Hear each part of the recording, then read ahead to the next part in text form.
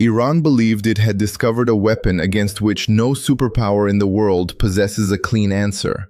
And this weapon was built neither from steel nor from fire, but from geography.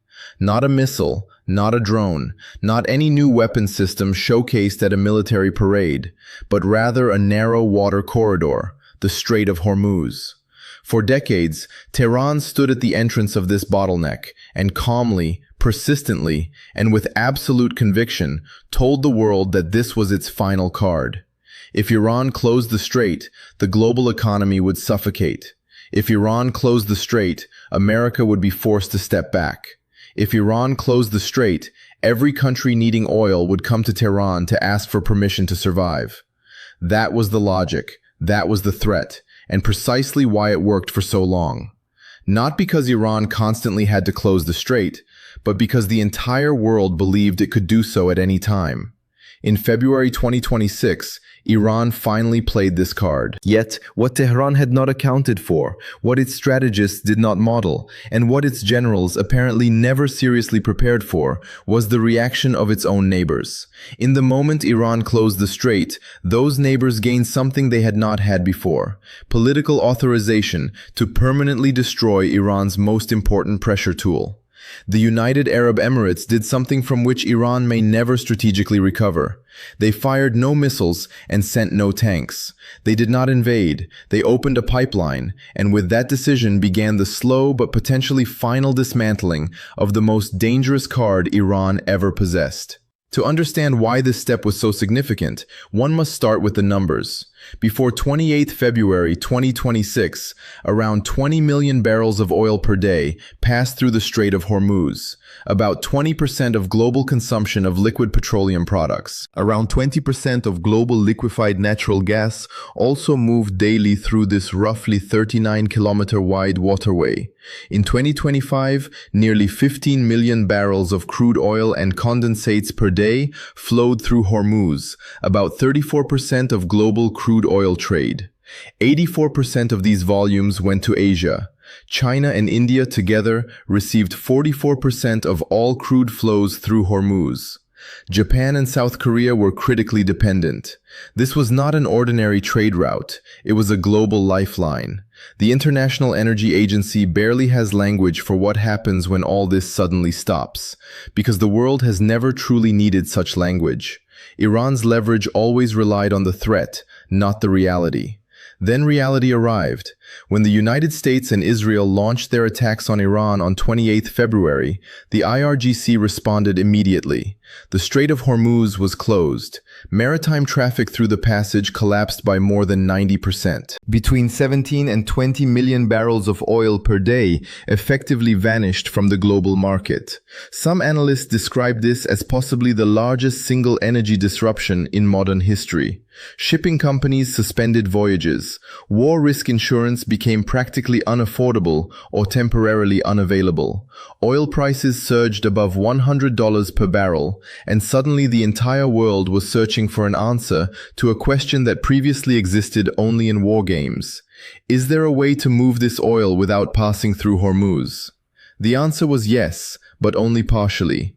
And this partial answer is the point where Iran's greatest weapon began turning into its greatest strategic catastrophe. In the Gulf region, there are essentially only two states with serious pipeline infrastructure capable of bypassing the Strait of Hormuz: Saudi Arabia and the United Arab Emirates. And by March 2026, both were no longer neutral observers. They were opponents, active opponents, declared opponents who began opening pipelines. The UAE's Abu Dhabi crude oil pipeline, also known as ADCOP, or the Habshan-Fujairah pipeline, runs about 380 kilometers from the Habshan oil and gas fields in southwestern Abu Dhabi through the interior of the country to the port of Fujairah on the Gulf of Oman. Fujairah lies on the other side of the Emirates, not on the Persian Gulf, not within the Strait of Hormuz, but outside this choke point, already on the open ocean and connected to shipping routes toward Asia, Europe, and the rest of the world. The pipeline has a capacity of about 1.5 to 1.8 million barrels per day. The moment Iran closed the strait, the UAE began using this pipeline at maximum capacity, redirecting exports away from Hormuz through Fujairah directly back into the global market. According to analyst estimates, the pipeline was already operating at around 71% utilization at the start of the crisis, with about 440,000 barrels per day of spare capacity. The Abu Dhabi National Oil Company can increase throughput to 1.8 million barrels per day when required, and the situation demanded it. So they did. But the technical side is only half the story. The decisive factor is political. The UAE did not open their pipeline quietly. They did so publicly and simultaneously changed their entire Iran policy. President Sheikh Mohammed bin Zayed Al Nahyan, known as MBZ, described Iran in March 2026 as an enemy, not a rival, not a difficult neighbor, not a regional competitor, but an enemy. The UAE closed their embassy in Tehran and withdrew all diplomatic staff, shut down Iranian institutions in their own country, including schools, cultural centers, and official representations. Then came a step that only 12 months earlier would have been almost unthinkable. The UAE publicly declared support for a US military operation to forcibly bring the Strait of Hormuz back under control. According to reports, Emirati diplomats urged the United States and European and Asian military powers to form a coalition to reopen Hormuz by force. The UAE even allegedly proposed that the US occupy Iranian-controlled islands in the strait, including Abu Musa, which is also claimed by Abu Dhabi. This is not the language of a neutral state cautiously mediating between fronts. It is the language of a state that has been attacked, of a state that saw Iranian missiles and drones strike its airports, refineries, financial centers, and ports, and that drew the conclusion that Iran's strategic pressure tool must not be negotiated, but broken. That is precisely why this moment is so important. It extends far beyond the current crisis and marks a potentially lasting estrangement between Iran and the states of the Gulf Cooperation Council. These states were never fully friendly to Iran, but for a long time they were ambivalent. They traded with Iran, kept diplomatic channels open, and avoided open confrontation. Their economic interests and desire for regional stability formed a kind of buffer. That buffer has now disappeared. The breakdown of trust could be irreparable, and the reason lies in the intensity of Iran's attacks. According to Emirati sources, 174 ballistic missiles were launched toward the UAE, 60 were intercepted, and 13 fell into the sea. In addition, 681 drones were detected, 644 of which were intercepted. 8 cruise missiles actually struck Emirati territory. Iranian drones hit the port of Fujairah, ironically, the endpoint of the pipeline the UAE used to bypass the Strait of Hormuz. Fires broke out, and oil loading operations were temporarily suspended. Iranian drones struck Dubai International Airport, causing a fire and forcing its temporary closure. Another Iranian strike hit an ADNOC refinery facility, capable of producing nearly 922,000 barrels of oil per day, forcing it to shut down. A tower in Dubai Creek Harbor was hit, and the innovation hub of the Dubai International Financial Center was damaged. A Palestinian citizen was killed when a missile struck a civilian vehicle in Abu Dhabi. 2 members of the Emirati armed forces died in a helicopter crash during defensive operations. Iran's actions were not limited to threatening the UAE. It repeatedly attacked them in a reckless, controlled manner, even targeting infrastructure the Emirates needed to export their oil outside Hormuz. The irony is brutal. Iran wanted to punish the UAE for supporting American operations, yet these very attacks strengthened the Emirati resolve to permanently end Iran's control over Hormuz. Not to return to the status quo, not to restore the old balance, but to break away from dependence entirely. There is another often overlooked point. Iran's Hormuz weapon also harms Iran itself. Iran depends on the strait as well. Its own oil exports, insofar as they still exist under decades of sanctions, historically passed through Hormuz. Tehran opened its own bypass pipeline in July 2021, the Gore-Jask pipeline, intended to create an alternative route to the Gulf of Oman. However, this pipeline only reaches an effective capacity of about 300,000 barrels per day and had already stopped operating at meaningful levels by September 2024, even before the current crisis began.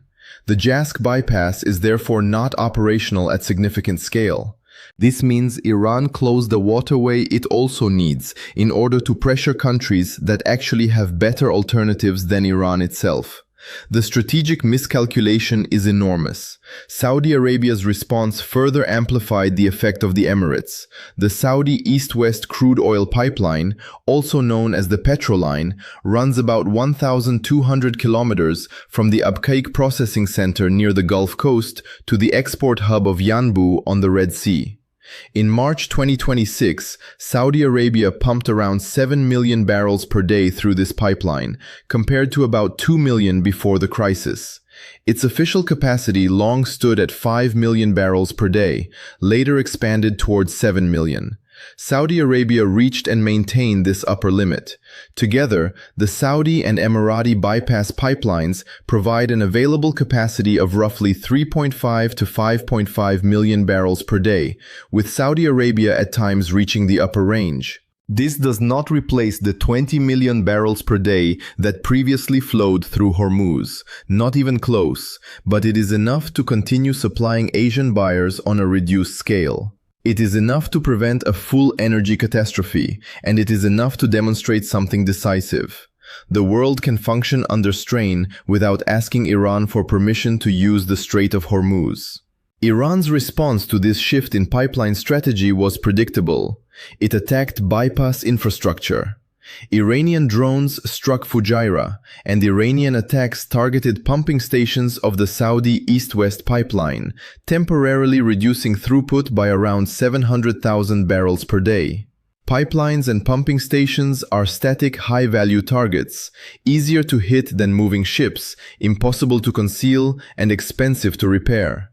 Iran was correct in this assessment, but these attacks did not restore its leverage. They accelerated the opposite outcome. They brought the Gulf states, the United States, Europe, and Asia closer together around a shared objective, permanently breaking Iran's control over Hormuz.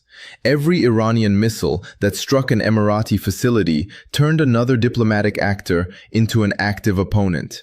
Every drone that hit Fujairah made additional Asian energy importers more hostile toward Tehran and more open to military or infrastructural solutions that could permanently neutralize Hormuz. The geopolitical restructuring of the Gulf will take years to fully understand, but its outlines are already visible. The GCC states, which previously maintained calculated ambiguity toward Iran, were pulled out of that position by Iranian missiles. They could no longer pretend Iran was merely a difficult neighbor. They became targets themselves, and this revealed something fundamental. The Gulf states are vulnerable. The idea that they are safe havens in an unstable region was shattered. Investors, companies, and governments will now demand a higher risk premium. But while the Gulf states were exposed as vulnerable, Iran was revealed as something even more dangerous, reckless. Iran did not limit its retaliation to the United States and Israel, the actors responsible for the initial strikes. It also hit Kuwait, Qatar, Bahrain, and the UAE with hundreds of missiles and drones, thereby turning states that might once have served as diplomatic bridges into parties with direct personal and political reasons to see Iranian military power permanently weakened. If Tehran hoped to pressure Gulf states into pushing Washington to retreat, it chose the worst possible method.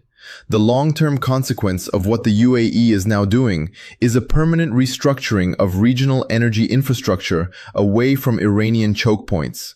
Gulf producers are seeking permanent ways to redirect supply and bypass Hormuz. The closure demonstrated that the old assumption that the cost of shutting the strait would always be too high for any actor was false. Iran proved that the unthinkable was possible, and once that assumption is broken, it cannot simply be restored.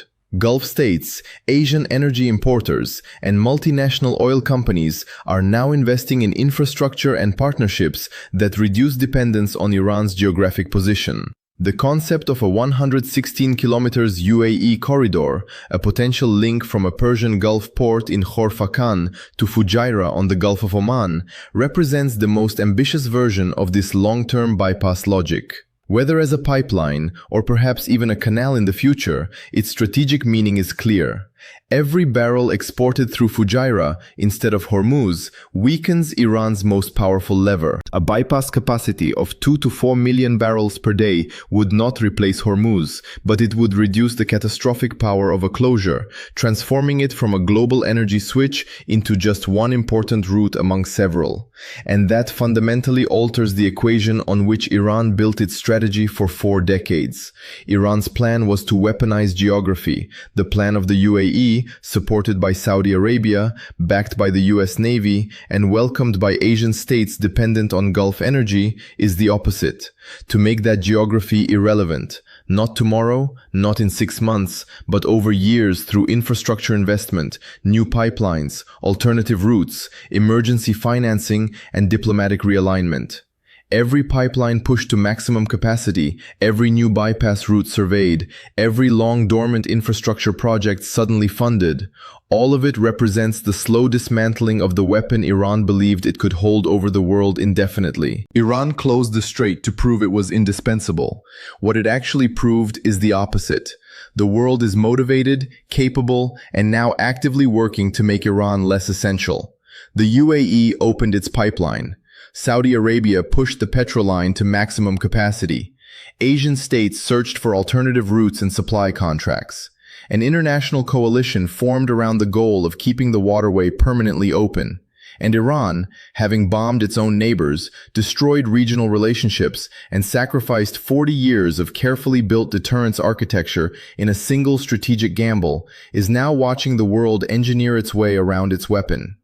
The route through Hormuz is not only temporarily disrupted, it is being systematically bypassed. And the country that built its entire strategic identity around controlling that route has not been disarmed by a missile, but by a pipeline, and by a collective global decision to find another path, rather than remain hostage to Iran's geography.